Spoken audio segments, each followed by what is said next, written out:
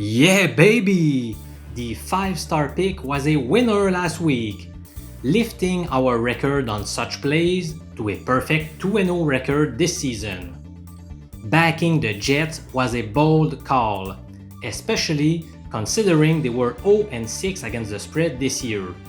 But we took them at the right moment. By the way, I'm Professor MJ, a university statistics professor, and I do my very best to help you crush your bookie.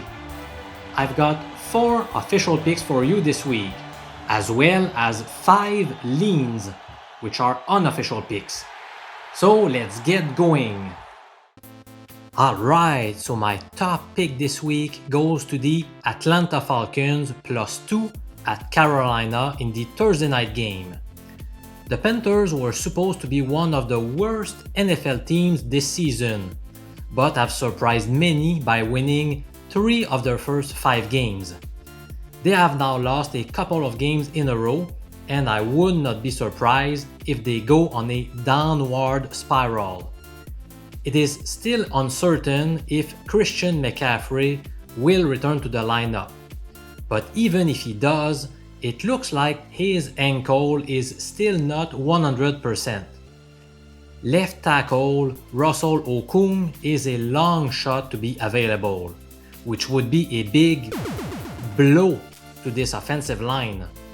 I also believe losing KAWANN Short for the rest of the year will have a big negative impact on Carolina's defensive line. He was a key part of this defense. Matt Ryan struggles a lot when pressured since he moves like a statue, but he thrives when given time to scan the field. Now Carolina ranks dead last in sacks with only 6. So I expect Matt Ryan, Julio Jones, Calvin Ridley, Russell Gage and Hayden Hurst to shine on Thursday Night Football. I also like to pick teams who have lost to the same opponent earlier in the season. And that's the case of the Falcons, who lost 23-16 against Carolina 3 weeks ago. It's time for some payback.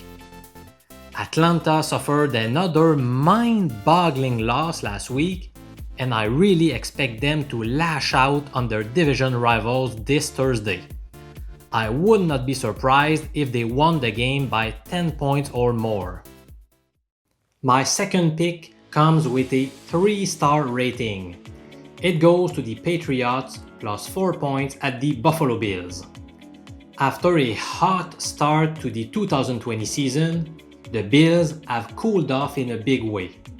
They were hammered 42-16 in Tennessee before getting stomped by the Chiefs, despite a fairly close 26-17 score.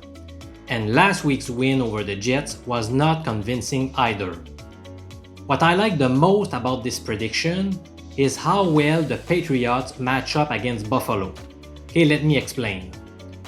First, let's think about the case where New England has the ball. Their passing attack has been very inconsistent and they lack playmakers catching the ball. So in order to have success, they must run the ball effectively, which happens to be Buffalo's weakness on defense. They rank 23rd in terms of yards per rush average. Now how about when the Bills are on offense?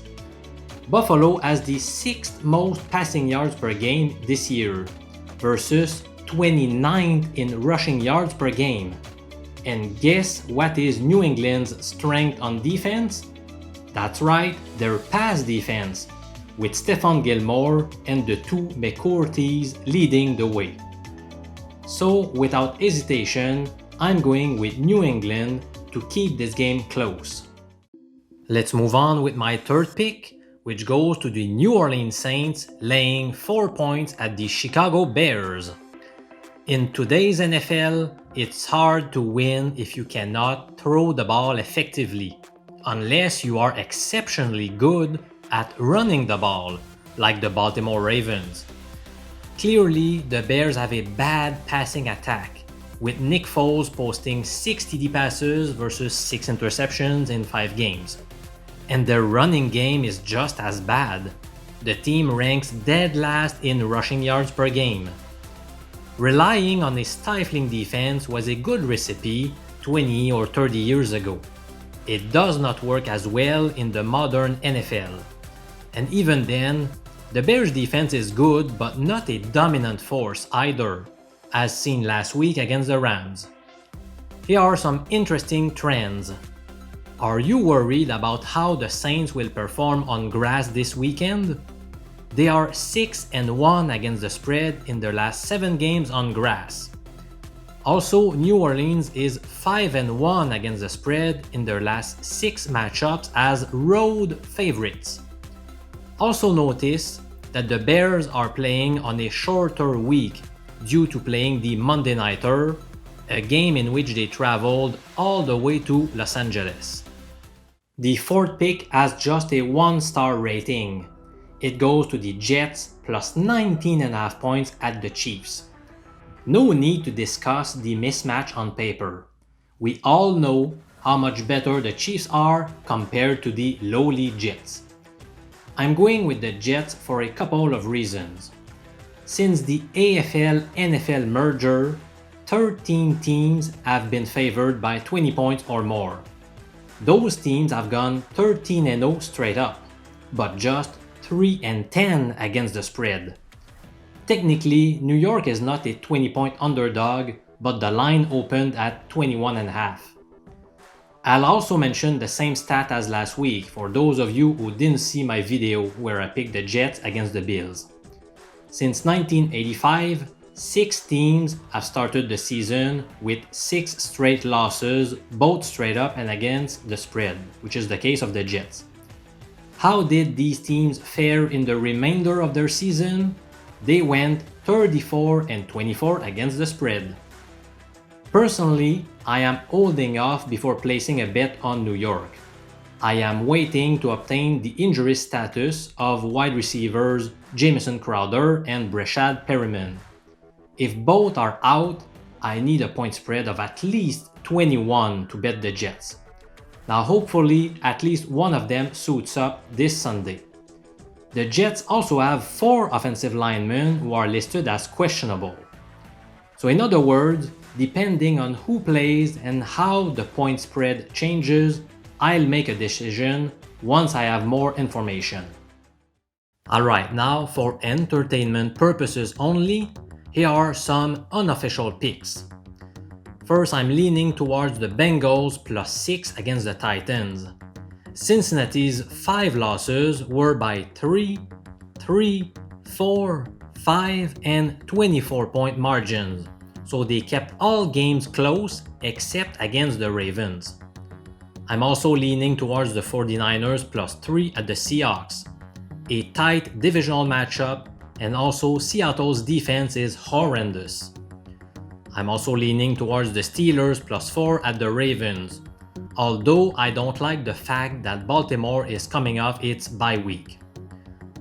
I'm leaning towards the Dolphins plus 4 against the Rams. Now there's too much uncertainty to bet due to Tua's first start in the NFL, but the rest factor favors Miami in a big way.